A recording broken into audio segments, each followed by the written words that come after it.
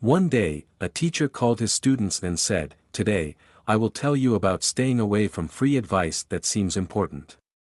In this world, especially in India, the one thing that you get for free, even without asking, is guidance. Even a passerby on the street offers it. Friends, family, coworkers, and others immediately give their opinions and advice on any subject. This poses the danger of misleading people. Not all unsolicited advice is good. In reality, much of the free advice is incorrect or given with ill intent, and it might lead you astray.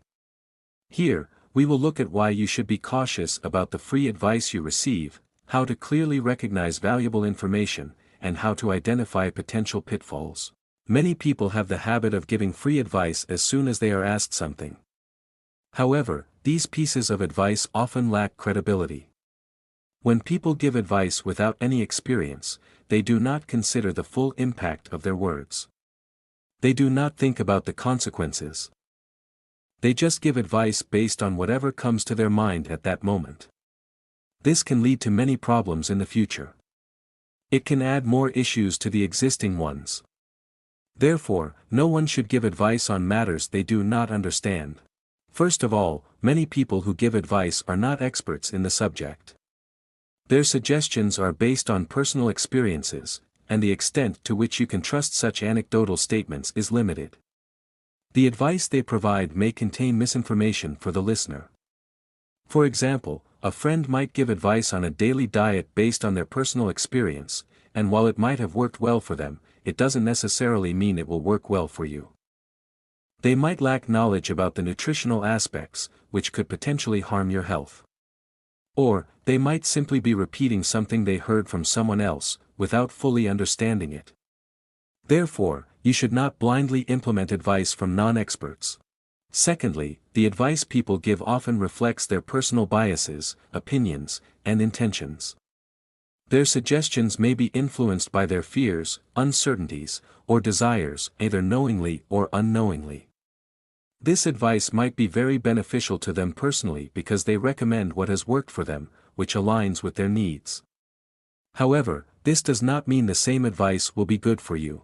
Some individuals might give you advice to hinder your personal growth when you are rapidly progressing in your work because your success might cause them envy rather than happiness. Thirdly, advice that works well for one person might not necessarily work for another. It might be very beneficial for them, but that doesn't guarantee it will be good for you.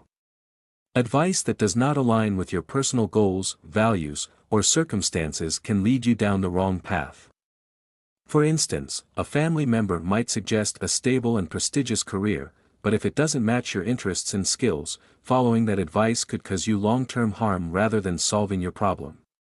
The new problems that arise from this could lead to mental imbalance and stress, right? Students, you should never follow incorrect advice. The dangers of following bad advice are numerous and can lead to many shocking consequences. First, it is wrong to follow advice that comes for free without critically evaluating it and considering the outcomes. It can lead you to make poor decisions, causing setbacks both personally and professionally. For example, if you invest in a business based on a friend's advice without thoroughly evaluating it, you might suffer financial losses. Similarly, in your career, following bad advice might make you miss out on opportunities and lead to mental stress. Therefore, in your professional life, no matter from whom you receive advice, always think it through carefully before making a final decision.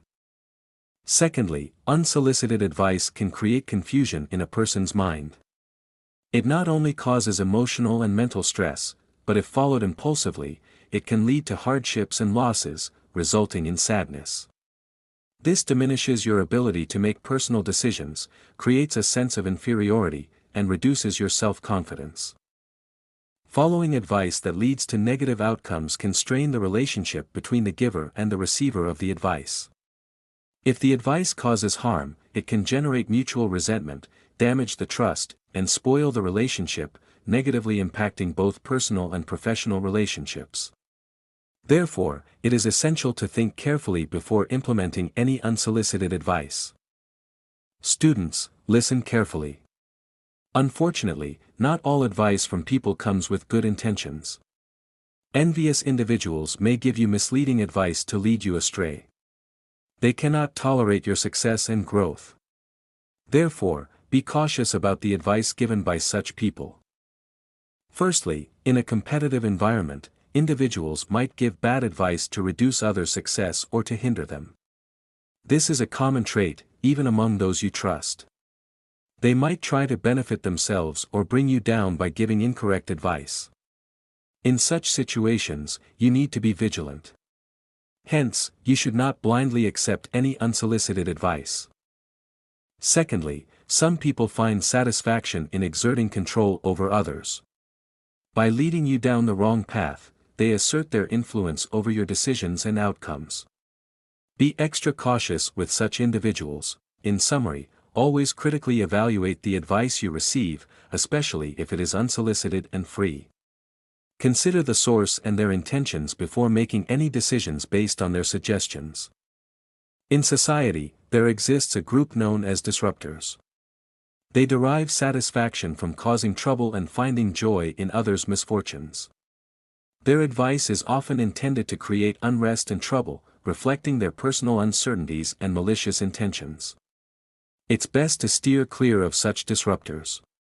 Navigating through the sea of sound advice involves several steps. First, consider the credibility and experience of the person giving advice. Understand what they have personally achieved in their field. This understanding is crucial in determining how much weight you should give to their advice. Secondly, when seeking advice, prioritize those who have achieved success in your area of interest or business. Their insights are likely to be more valuable and applicable to your situation. Conversely, advice from friends without relevant experience may prove futile and potentially harmful to your endeavors.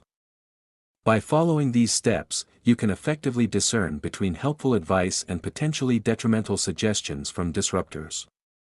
This approach ensures you navigate through the sea of advice with clarity and purpose, minimizing risks and maximizing your chances of success. Beware of misguided intentions. It's unfortunate that not all advice obtained from people is with good intentions. Some individuals may intentionally provide misleading advice to lead you astray. They may not tolerate your achievements and growth. Therefore, one must be cautious of such people's advice and be vigilant. Blindly accepting any advice can be detrimental. Beware of power holders. Some individuals exert authority over others to derive satisfaction. By leading you astray, they influence their decisions and outcomes. It is essential to be more vigilant against such people. Beware of obstructors and pleasers. There exists a group in society referred to as obstructors and pleasers. They derive satisfaction from causing trouble to others and find happiness in their sadness. Their advice tends to create unrest and trouble, reflecting their personal uncertainty and malicious intentions. It's best to stay away from such individuals. Understand the true intentions of advice givers. Understand the underlying intention of those giving advice. Are they doing it for your benefit or driven by their own personal agendas? This might be a challenge, but it's crucial to comprehend. Pay attention to their past behavior and their relationship with you.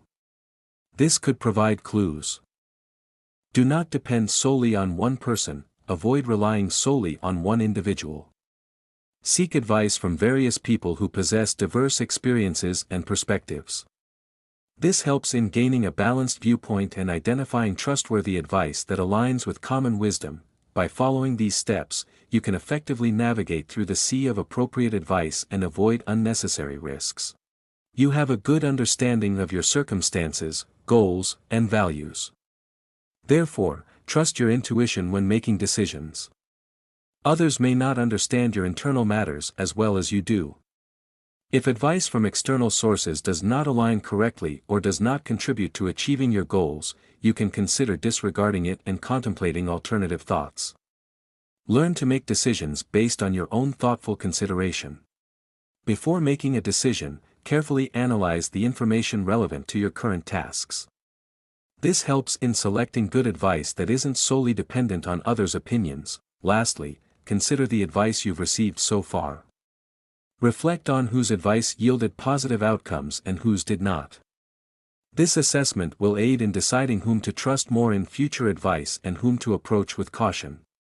Here is the story in for you that makes you understand how unsolicited advice affects our life. Sedana inherited an old house from his grandfather. It was dilapidated, but Sedana worked hard to renovate and make it livable. Surrounding the house was a large, neglected rose garden. Despite its overgrown state, Sedana took care of the roses diligently, and through his efforts, they flourished beautifully. One day, while Sedana was tending to his rose bushes, a carriage stopped in front of his house. A wealthy landowner's wife stepped down and approached Sedana, calling out, "Hey, Sedana." Surprised, Sedana turned towards her and greeted her respectfully. The landowner's wife continued, "Listen, Sedana, I have come to you with a proposal. I want to buy this old house of yours and the rose garden." Sedana was taken aback. He couldn't believe his ears. The idea that someone would want to buy his old, neglected property and garden left him speechless, unsure of how to respond. Seeing Sedana's hesitation, the landowner's wife lowered her offer. "All right, I'll give you 2,500 rupees. Deal?" Still unable to comprehend the sudden turn of events, Sedana stood there silently, unsure of what to say or how to react. Not receiving any response, the landowner's wife tried once more. "Look, I'll give you 3,000 rupees. Take it or leave it." At this point, Sedana finally snapped out of his stunned state. "All right then, this evening I'll clear out the house," he replied firmly. "Good. If you agree to take the money, the cashier will come this evening," she said, then turned and departed in her carriage. Once she had left, Sedana stood there, still in disbelief. He couldn't believe that his neglected house and garden were worth such a significant amount of money. Later that day, Sedana shared the entire episode with his wife in excitement. "With this money, we can start a small business," he suggested enthusiastically. At that moment, the neighbors from the adjacent house gathered around Sedana. The landowner's wife had come, and everyone was eager to hear what had transpired. They asked Sedana, "Did you sell this house?" To this, Sedana replied quietly, "Yes, I sold it." The neighbors exclaimed in surprise, "How fortunate you are! Who would have thought someone would pay 1,000 rupees for this old house and garden?" Sedana simply nodded, lost in his own thoughts, overwhelmed by the events of the day. The neighbors continued, "What a fool you are! Did someone really offer 1,000 rupees for this dilapidated house and neglected garden? Think about it. There must be some hidden treasure buried here for them to be willing to pay such an amount." They discussed and speculated, but Sedana remained silent, contemplating everything that had happened. Later that evening, when cashier came with the money, Sedana said they have changed the mind and would not be selling the house and the rose garden. That day, at night, Sedana lit a lantern and went around cutting down all the rose bushes in the entire garden to see if he could find a buried treasure. He didn't find any hidden treasure. Instead, the walls of the house collapsed. Filled with regret, he lamented as if he had lost a business as valuable as gold. His wife said still there is time to sell the house, so he went to landlady and said, "Yesterday we were ill-advised by the neighbors. We will sell the house and garden." The landlady's wife laughed at that. "What should I do now that I have taken it? I lost in the bet. I have been asking them to sell the old carriage and buy a new one. They gave me 100 reasons to not sell the ancient carriage that is there in their house. We had a bet amongst us, even Sedana will not sell that old house, if you ask. So I just wanted to transfer that bet amount to you. I thought I would succeed, buy a new carriage. But you listened to the villagers and ruined my plan. Those same people came to me and said, 'I'll sell my house to you for 1,000 rupees. I knew then what had happened. I lost the bet.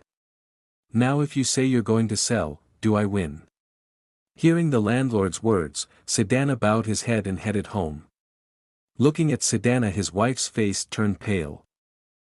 It's crucial to easily find the right advice, consider it critically, and make sure it fits your needs. Advice lacking in authenticity and impartiality, or not tailored to your needs, is useless and can be harmful.